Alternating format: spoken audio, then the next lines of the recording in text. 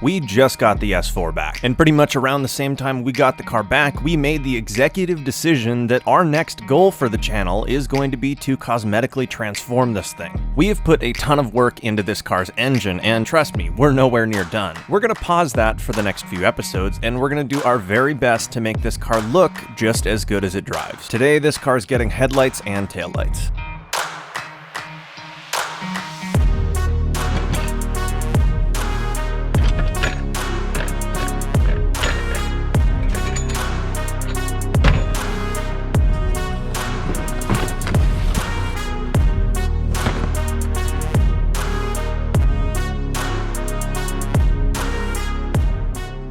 If you couldn't tell by the box, these are what's known as depot E-codes. They are a European-style headlight and they look incredible.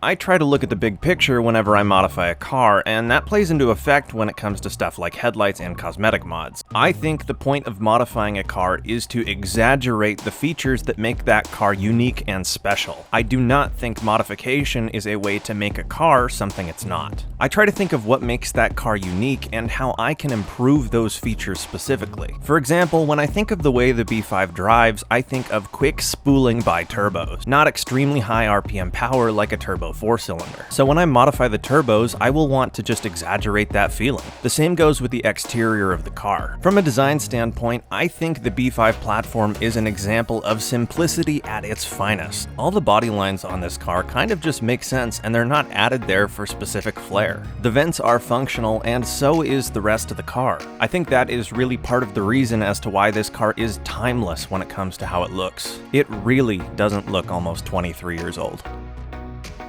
Now getting back to the headlights that I picked for the car, the reason I picked these depot E-codes is because they are similar to the OEM headlights, but simpler.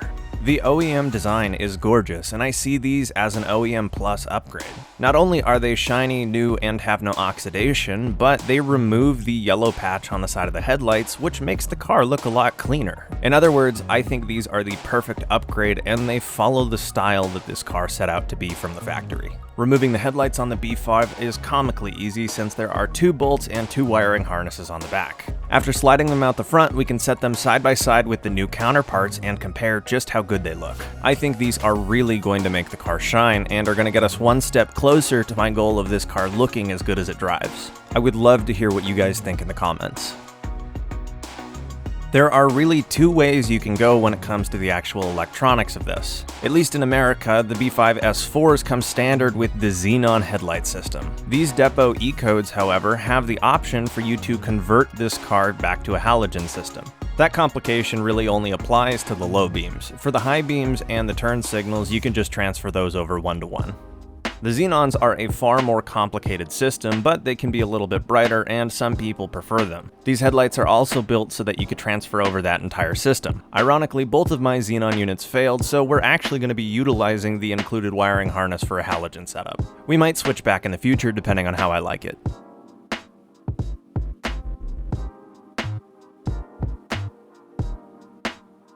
This is the new wiring harness that's included to change the car over to a simple halogen setup.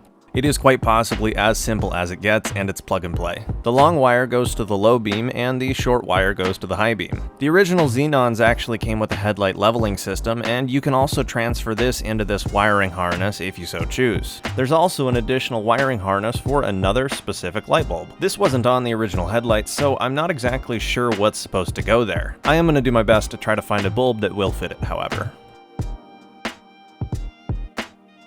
It took a bit of force to get these back covers to pop into place, but they are rubber sealed, so there shouldn't be any water or liquid getting into these headlights whatsoever. I'm pretty sure the seal on my old headlights was faded as well, so there was a little bit of moisture in them anyways. Just another thing we'll be fixing by doing this.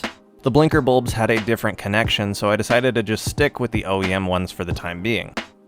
I also found out one of my OEM blinkers is colored and the other is clear. I didn't know this until now, but I guess that gives us the opportunity to determine which one we actually like more. We will definitely be able to see what the difference looks like once we get the car all situated.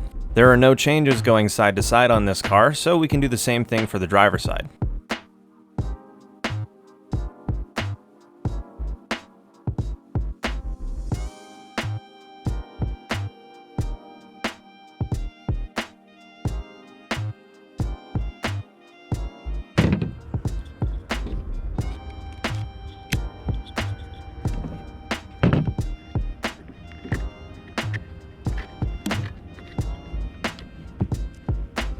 ended up being extremely impressed with the fitment of these aftermarket headlights. To my knowledge, they seem to be the same size and shape as the OEM headlights and fit just as perfectly, though they look a ton better.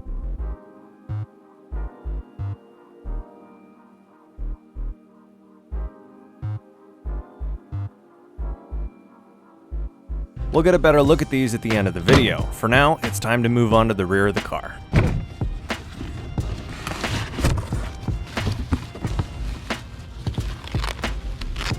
The same design philosophy that inspired my purchase of the headlights inspired my purchase of the taillights. I didn't want to go with anything that adds strange LED bar shapes to the taillights because I think that kind of changes what this car looks like. I want it to be a simple OEM Plus upgrade. So I went with these eagle-eyes taillights. They follow a really similar design to the original taillights, however they add some additional LEDs to make it look just slightly more modern. Plus, just like before, they aren't faded, so either way they're going to be an improvement. I've never actually removed the taillights on this car before, but I was once again impressed by how easy and straightforward it was. I opened the trunk, looked behind the liner near where the taillights are, and I found 4 bolts and 1 wiring harness for the whole system. I also found an incredibly cool 6-disc CD changer. And what's even cooler than that is apparently this car actually had navigation. It's really cool that this car had navigation coming in the year 2000. What's even cooler from an engineering standpoint is how they got those directions to you when this car doesn't really actually have a screen. I'm definitely going to have to investigate this more to see how it works and if mine still does. Wouldn't that be so cool?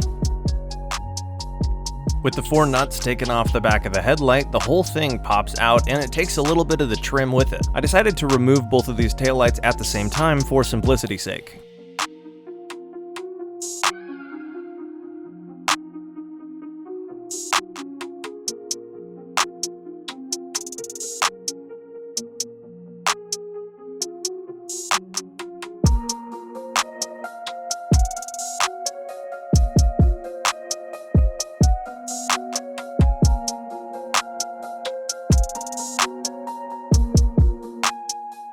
I thought it was pretty funny that these taillights literally imploded as I was removing them. Here's the taillights side by side, and you can see another reason why I wanted to replace them is that both of my taillights are actually chipped and cracked. This has been something I've had to deal with and stare at for the entirety of owning this car, and I've always wanted to replace it. Thankfully, today we are, and boy do the new ones look better.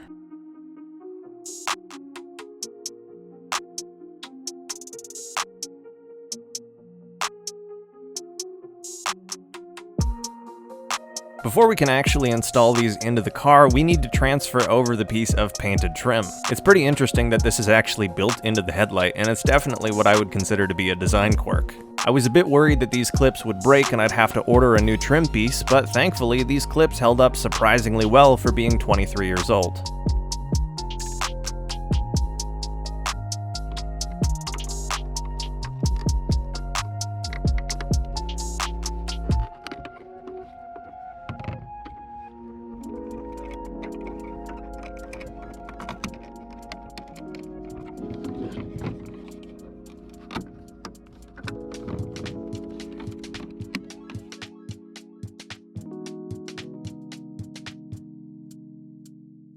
The aftermarket taillights actually came with new bulbs in every single section, so I didn't even have to replace anything. The fitment was also perfect, and I didn't even have to splice the wiring harness. We may have to put some resistors in series with the LEDs so the car doesn't throw a brake light warning. We'll take care of that when these come back out to wrap the car. I just want to see what they're going to look like today.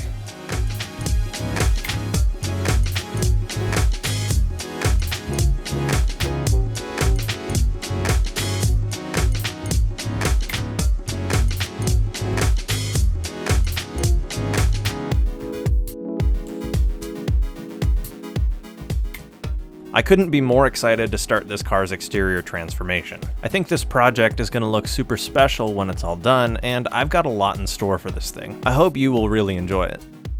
Once the taillights were back in place, I went ahead and put the key in the ignition and tested all of the critical lights on the car. Let's see how the car looks now.